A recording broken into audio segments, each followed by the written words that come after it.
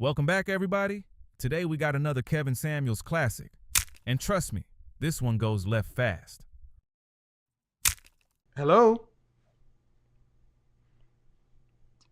Akuna. Oh, yes. Hi. Oh my gosh. Hi. Hello. Um, How are you? How are you? Literally just found you. I'm great. How are you doing?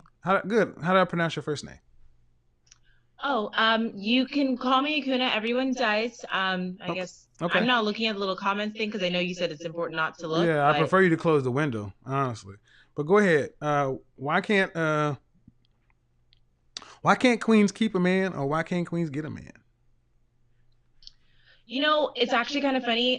Just because I've been watching your videos, I found you like maybe 2 days ago, and then you put this as the topic for today. This has been my exact question myself. Mm-hmm. I would say general knowledge. I have a bridal store, so I deal with a lot of women literally getting married. But I think it would probably be because if you are overly opinionated, it's a turnoff. Okay. And let me see. I would say that, you know, based off of everything that I know from just anecdotal evidence of watching brides, people or men think that, or women think that men want you to be really smart, which they don't actually care about. And I actually would argue that they don't necessarily care if you're the most gorgeous, as long as you make them feel good. I think it's actually more about pumping up their, you know, personal. Are you married? No. Have you ever I know it's ironic. Have you ever been married? No. How old are you? 29. And you own a bridal store? I own a bridal store. Okay. I own an alterations shop, and I'm a realtor. Okay. So you got a lot of businesses going on. What's your primary source of income? Which is your primary business? The bridal store. It started first. Okay. And that's where the bulk of your money comes from? Yes. All right. So were you raised with mom and dad? No. No. I was birthed under.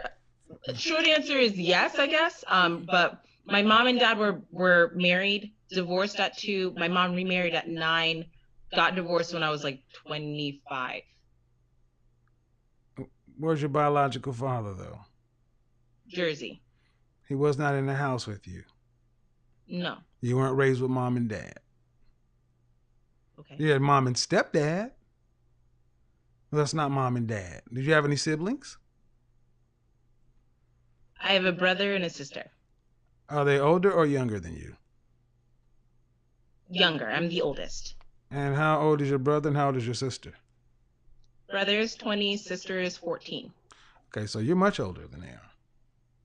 Yeah. So well, I mean, my mom was divorced. Okay, so why at 29 with 3 businesses and a bridal store? When's the last relationship you had? I knew you were gonna ask that. Of course. January.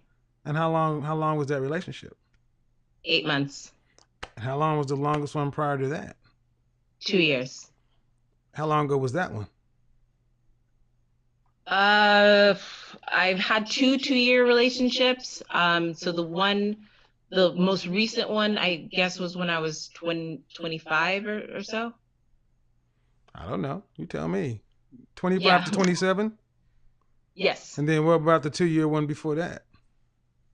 21 to 23. So if you had 2-year relationships, why can't you get a husband? Wonderful question. This is the question I've been asking myself for 2020. I think I'm a little intimidating, number 1, and number 2, I think I have a lot of opinions, and number 3, I think I've been going for the wrong type of guy for How myself. tall are you? 5'7"3/4". What size dress do you wear? 4. How much did you weigh last time you weighed in? 137. If you had to rank yourself on a scale from 1 to 10 and you can't use 7, face only, no hair extensions, your natural hair, your natural face, what would you give yourself? Interesting. 8. Nope. No. No. Beyonce's an 8. Kelly Rowland's a 9. You give yourself Beyonce looks? I'm actually based off of what men have told me. They have said I'm a 9. You probably. I mean, I I just saw came you from the pop gym. up. If you I can't saw you see me. pop up. Yeah, I just came from the gym, so I look rough. Beauty is beauty. I'm an image consultant. I'm not here to hurt feelings, but it's just not, no. No, I'm fine. So the thing is, because you said you may be intimidating, and what's intimidating about you? A, that I have the businesses, and B, that I'm not an idiot. So you got businesses. So what? Well, I think it's, there's a shy quality that a lot of men like in women. They would probably describe it as demure. What city you live in? Atlanta. Mm-hmm. And Atlanta is where it's 17-1 down here. Some maybe it's 26. Oh yeah. So have you ever dated a man that owns multiple businesses? No. So you date fuck boys. I wouldn't disagree. Then it's easy for fuck boys to be intimidated by what you call success. Don't bother me. Don't bother guys. It doesn't bother guys like me. The shit that you say is normally intimidating, I laugh at it. So do they. Now, what are you going to do to get one of them? Honest to God, I'm all ears. Well, see, but that's the point. At 29 years old, owning a bridal shop, what have you done to be... Let me go ahead and get to the notes. You own a bridal shop. So you see weddings all day long. What do you ever ask a woman, how'd you get your husband? I have. So are you So for the kind of men you want, are you competitive for them? What have you done to improve yourself in the ways that... What have you done to improve yourself in the ways that men that you want?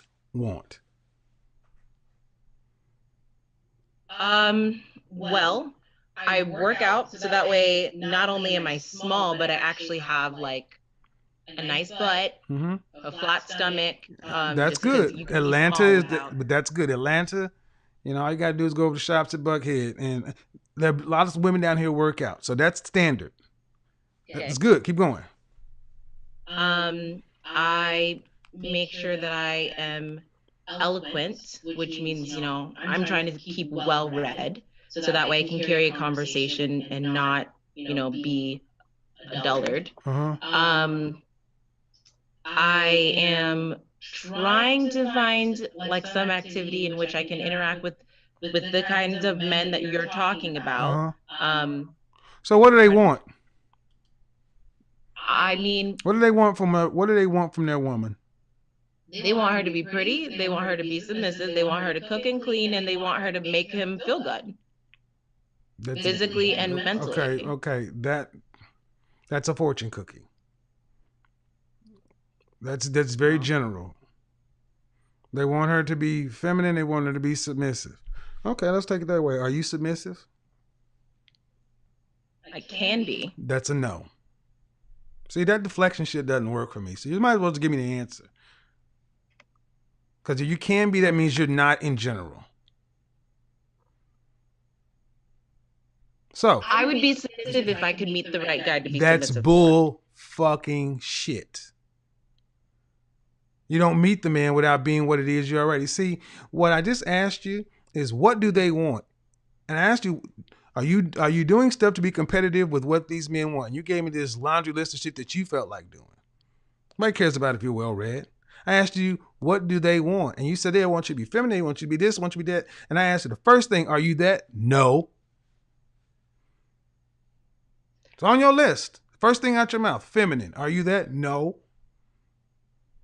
Oh, no. I'm feminine. I thought you said, am I submissive all the time? Okay. Are you feminine all the time? Yes. Do you think the way you're speaking on the phone is feminine? Oh, well, I mean, I was trying to make sure, honestly, when I listen to some of your shows, the girls, they kind of dance around their answer. I'm talking about the sheer tone. Oh. I mean, I can be more feminine. I just was trying to make sure. See, See, and that's, see, listen to what I'm about to say. Okay. You think it's a switch you turn on and off when you decide that you spot a mark. And I'm telling you, the men like myself, look at the fact that you're not feminine all the time, and we will never come in your area. The fact you're not submissive all the time, we'll never come in your area. Your lack of femininity consistently means you run high value men away. Your lack of being submissive consistently runs high value men away. I just asked you 4 questions. Mm-hmm. So, have you ever worked with a matchmaker?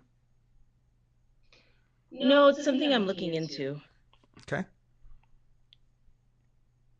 So basically what it sounds like is you've decided to do what you want, as far as trying to you decided to do what you want to try to attract the men that you claim to want.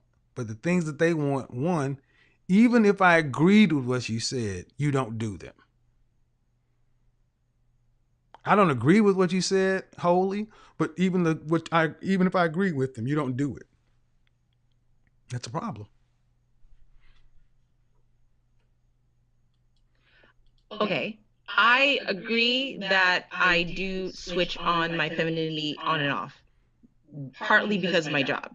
But I don't feel like I would want to be submissive for just anybody. Is that a bad thing? Yes. Huh. You want to know how? Yes. Okay. What I want you to do is I want you to look directly ahead, okay? Okay. Look directly ahead. Then what I want you to do is turn your head, just your head, not your neck, 45 degrees, okay? Then I want you to look directly down at your left ring finger.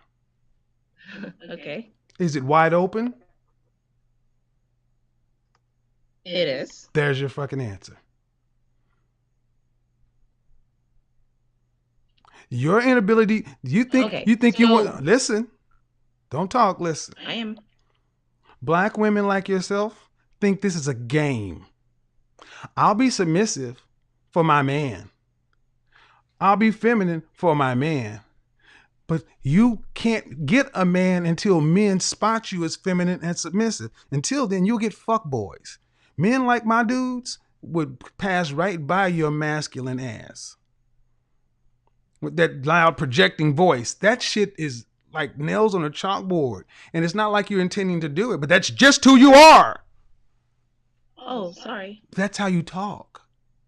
But thing is, women like you tend to think femininity, submissiveness is tantamount to weakness. See, No. I said women like you. See, submission is a choice. And see, you want men to, let's say if you were getting booped upside the head by somebody, you'd want black men to come help you, wouldn't you? You want men to come, you want guys to come step in if something was wrong, wouldn't you? Ideally, yes. Ideally. So again, women who say they'll be feminine with their men and submissive with their men give the rest of the men of the culture your ass to kiss. Men see that and say, no, this is a game. Femininity is a switch you turn on and off. Nope, you're either feminine or you're not. You're either submissive or you're not. And the thing is, working in a bridal shop, you had a chance to ask women how they got their husbands, but the lessons haven't been learned. Number one, and I'll say this too, if you've had 2 long-term relationships and an 8-month relationship, have you ever asked any of those guys what it was like being with you? Yes. And what did the first one say? I mean, they're honestly pretty consistent, which is What did they say? how come I know my problem. What did they say? I'm very opinionated. Right. And why are you so opinionated? Where'd you go to school? Where'd you go to college? Cornell. Okay. And what's your degree in? Marketing. Okay. And what are you doing with that marketing degree from Cornell? Just my businesses. Okay.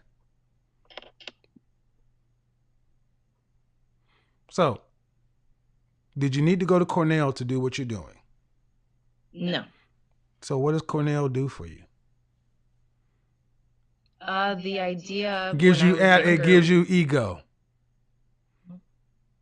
That's what it does. It gives you ego. You could have done the businesses you're doing, Georgia Tech, Spelman, community college. You didn't need Cornell, but because you have Ivy, you think you're better. You talk like you're better.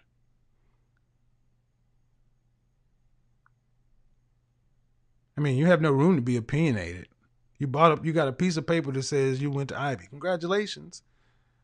But if you hear people saying you're opinionated, why does anybody, and this is going to hurt, okay? This might hurt. Why does anybody need to hear your opinion?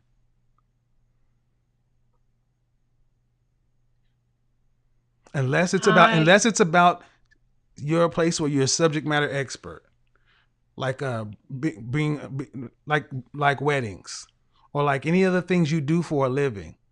But just being opinionated about individual topics, men don't like opinionated women like that. I got the other people to get to. Book a session. You got businesses. You can afford it. That's what it's really going to take, man. I bullshit you not. That's what it's really going to take. One-on-one working with somebody. I always suggest therapy and life coaching. But it sounds like you got a lot of stuff going on and some things that you're kind of blind to. Because if you honestly thought you were feminine and that very direct, high, where you're speaking, that would run a lot of guys the other way. And if it's not something you have to do, then it's something you're doing for ego reasons. My guess is you speak like that to raise your stature around other women and around men. Food for thought. I mean, I have like my sales voice, but everyone says it sounds, well, everyone who knows me says it sounds fake. Well, I mean, and due respect, I'm chemical engineering background. I spent 24 years in B2B sales. I'm a sales professional. I spent 15 years in advertising and marketing, so I understand. But any professional salesperson learns to understand how to teach, tailor, and take control. You learn how to present to the audience. You don't present to everybody the same way. You turn people off that way.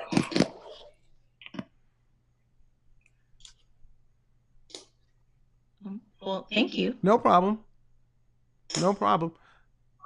Gentlemen, this Kevin Samuels conversation is a perfect example of why success on paper doesn't automatically translate into success in the dating market.